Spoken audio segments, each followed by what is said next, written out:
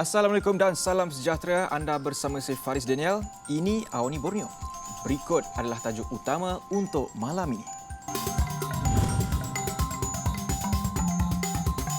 Abang Johari terima darjah kebesaran Panglima Mangkunegara.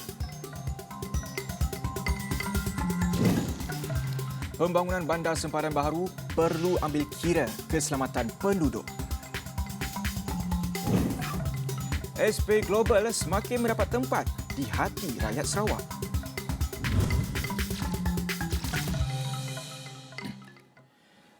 Ketua Menteri Sarawak Datuk Patinggi Abang Johari Tun Openg hari ini menerima darjah kebesaran Panglima Mangkunegara yang membawa gelaran Tan Sri pada istiadat sambutan ulang tahun Hari Keputeraan Rasmi Seri Paduka Baginda yang di Pertuan Agong tahun 2021. Turut menerima darjah kebesaran yang sama Ketua Polis Negara Datuk Seri Akhil Sani Abdullah Sani. Istiadat penggunaan darjah kebesaran bintang dan pingat persekutuan sempena sambutan ulang tahun Hari Keputeraan Rasmi Baginda tahun 2021 di Istana Negara. Turut berangkat Raja Permaisuri Agong Tunku Hajah Azizah Aminah Maimunah Iskandaria. Sementara itu, 19 individu menerima darjah Panglima Setia Mahkota PSM yang turut membawa gelaran Tan Sri.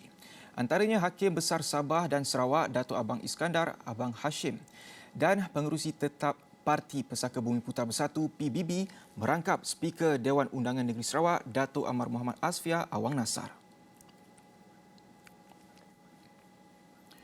Pembangunan bandar sempadan baharu di Sebatik Tawau serta Serudong Kalabakan yang menjadi pintu masuk dari Kalimantan Indonesia perlu menitik beratkan pengukuhan keselamatan dan pembangunan infrastruktur asas. Adun Sebatik Hassan A. Gani Pengeran Amir berkata, dua perkara itu perlu dilaksanakan selari bersama pembangunan bandar sempadan yang dicadangkan. Katanya dari aspek keselamatan ini juga satu keperluan kerana hanya ada 2 pos kawalan keselamatan di kawasan sempadan dari Kampung Sungai Melayu Sebatik sehingga Serudong Kalabakan berbanding 8 pos kawalan keselamatan di Kalimantan Indonesia. Apa yang membimbangkan terdapat 29 laluan tikus yang dikenal pasti Eskom melibatkan penyusupan pendatang haram dan penyeludupan. Sementara itu, Hassan berkata kerajaan perlu memastikan pembangunan infrastruktur asas seperti jalan raya, bekalan air dan elektrik di Kalabakan dilaksanakan segera.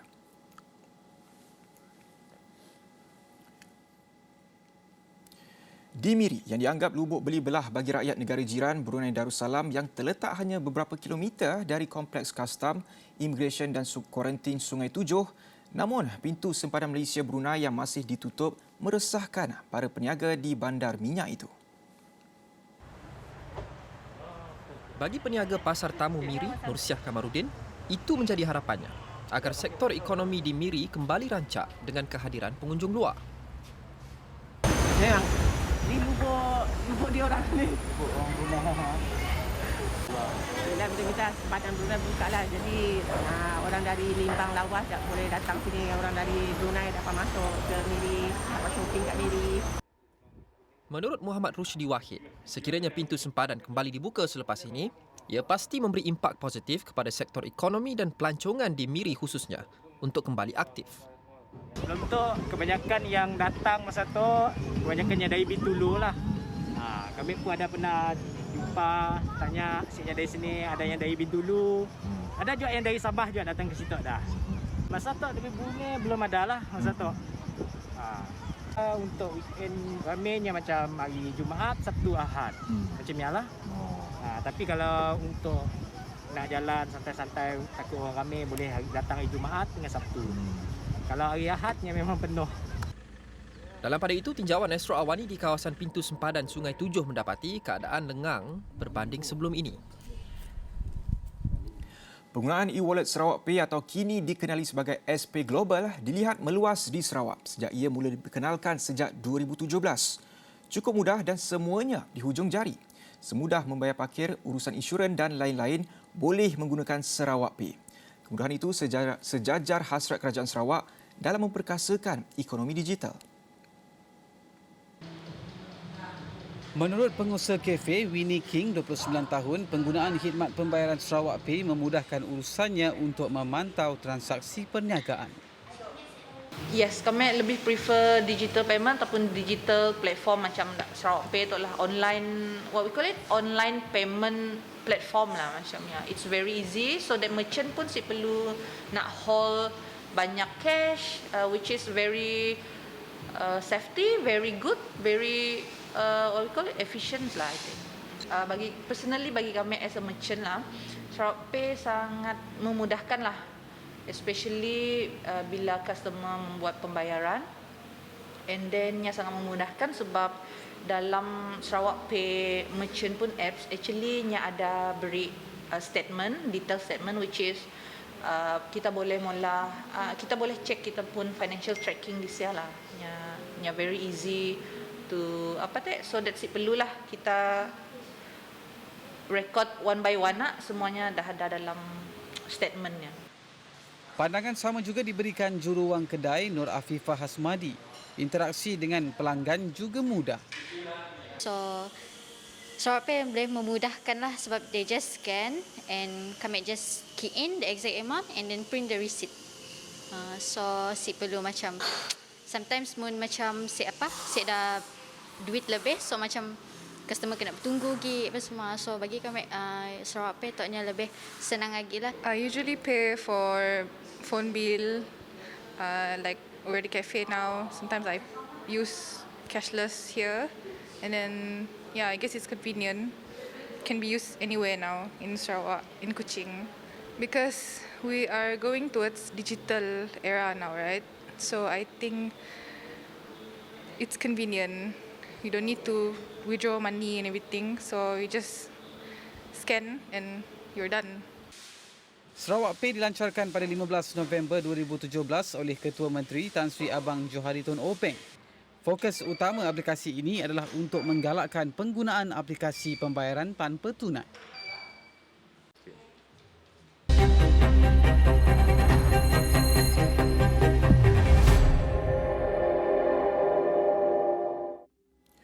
Ahli Parlimen Petrajaya Datuk Seri Fadilah Yusof menepis kabar angin yang mendakwa beliau akan bertanding dalam pilihan raya negeri Sarawak tidak lama lagi. Tegasnya perkara itu hanya ura-ura yang di luar pengetahuannya sendiri. Itu ura-ura. Nama ura-ura. Jadi tunggulah pengumuman. Tapi saya sendiri tak mendengar ura-ura tersebut. Jangan percaya dengan kabar angin. Ada orang goyang pokok kan? Saya dah. Beliau mengulas pertanyaan media selepas berasmikan Majlis Pecah Tanah projek pembinaan jalan akses ke kawasan selatan lapangan terbang antarabangsa Kuching di Jalan Stampin. Tegas Naib Presiden Kanan Parti Pesaka Bumi Putra Bersatu PBB itu, urusan calon PRN Sarawak adalah prerogatif Presiden PBB yang juga pengerusi gabungan Parti Sarawak GPS Tan Sri Abang Johari Tun Openg. Fadilah merupakan ahli Parlimen Petrajaya untuk 4 penggal berturut-turut sejak tahun 2004 sehingga kini.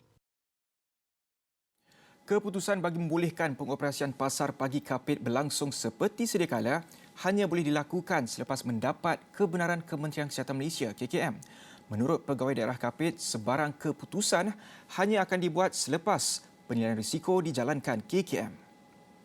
Kita pernah menerima keluhan ataupun komen ataupun kira komplain lah daripada publik, tetapi kita kena comply ataupun kita kena mematuhi arahan daripada Kementerian Kesihatan. Oleh demikian kita mohon kepada Majlis Daerah untuk melalui surat secara rasmi lah, mohon kepada Kementerian Kesihatan sama ada kita boleh operasi secara macam biasalah. Maksud dia, beliau yang juga pengerusi jawatankuasa pengurusan bencana daerah Kapit berkata, keputusan itu bukan dibuat untuk membebankan peniaga. Namun penularan COVID-19 perlu diberi keutamaan bagi memastikan keselamatan peniaga dan pengunjung. kita tahu yang itu memang bukan menyusahkan lah, itu cara kita untuk mengekang pandemik COVID-19 lah. Kalau kita buka dia terlalu bebas, memang salah satu daripada punca ataupun tempat berkumpul untuk masyarakat di Kapit memang dekat market. So oleh demikian kita itu memutuskan supaya market itu kita kena kontrol lah. Bagaimanapun tambahnya, sekiranya peniaga dibenarkan beroperasi seperti biasa, pihaknya tetap perlu berbincang dengan Majlis Daerah Kapit. Ini bagi memastikan penularan COVID-19 dapat dikawal sebaiknya. Cadi Sologo berkata demikian sebagai respon kepada laporan dibawakan Esdo Awani pada Khamis. Mengenai keluhan peniaga pasar, pagi Kapit yang memohon agar mereka dibenarkan beroperasi seperti biasa tanpa sistem penggiliran bagi mengelakkan kerugian. Sementara itu, rancangan mewujudkan sebuah terminal bas di Kapit merupakan sebahagian agenda pembangunan menerusi rancangan Malaysia ke-12. Namun menurut pegawai daerah Kapit, keputusan sama ada diluluskan atau sebaliknya masih belum diketahui. Untuk terminal bas, memang ada dalam perancangan kita, itu dalam rancangan Malaysia ke-12, dan saya tak pastilah sama ada projek itu diluluskan ataupun tak diluluskan sebab kita belum menerima senarai itulah. Saya percaya pejabat residen belum menerima senarai itu. Tapi plan tu memang ada. Kita nak buat tu tak jauh daripada Pasar Beletih sini. Iaitu very close dengan Pasar Beletih lah. Itu memang terminal bas yang khas. Tambahnya, sekiranya projek itu diluluskan, ia juga akan menjadi hak pengangkutan daerah itu. Beliau berkata demikian sebagai reaksi kepada laporan Esro Awani pada Khamis yang menyuarakan aspirasi rakyat daerah itu yang mengidamkan perkhidmatan bas henti-henti dan ekspres dapat beroperasi di sana. Ini bagi membolehkan keunikan Kapit terus dipromosi sekaligus membantu meningkatkan sumber pendapatan warga daerah itu. Memperkasa bakat belia dalam bidang digital dan memberi latihan dalam usaha menjana pendapatan menerusi sukan elektronik atau e-sport, itu matlamat utama penubuhan Persatuan Sukan Elektronik Bahagian Kapit atau KESA. Why not Kapit tubuhkan satu kesatuan sukan elektronik, dan jadi ini akan orang cakap membantulah, membantu di sini dan dapat mengenal pasti bakat-bakat dari luar bandar, sebab ada peminat kan, of course, mana tahu dapat pergi jauh. Jadi dalam masa sama boleh juga mencipta keuntungan, betul tak? Ya, dalam masa sama dapat mencipta keuntungan. Tambahnya, KESA juga tidak akan meminggirkan mereka yang menetap di kawasan pedalaman. Ini kerana tanpa usaha ini, banyak lagi bakat terpendam tidak akan ditonjolkan. Salah satu langkah yang dirancang oleh KESA, saya bersama dengan tim saya pada ketika ini adalah mengadakan tournament. Tournament yang membawa peserta daripada lokal lah, daripada lokal di kawasan Kapit. Kemudian kita tengoklah macam mana gameplay, macam mana rentak permainan. Ujarnya pelancaran ini juga sebahagian komitmen Kerajaan Negeri Sarawak bagi terus memperkasa e-sport di negeri itu. Ini dibuktikan dengan penyaluran dana bagi penganjuran pertandingan dan menyediakan bengkel bagi membangunkan bakat baru yang diiktiraf Kementerian Belia dan Sukan Sarawak. KESA dilancarkan pada Sabtu di Kapit oleh penyandang kerusi Dewan Undangan Negeri Dun Bukit Goram, Jefferson Jamin Unyat.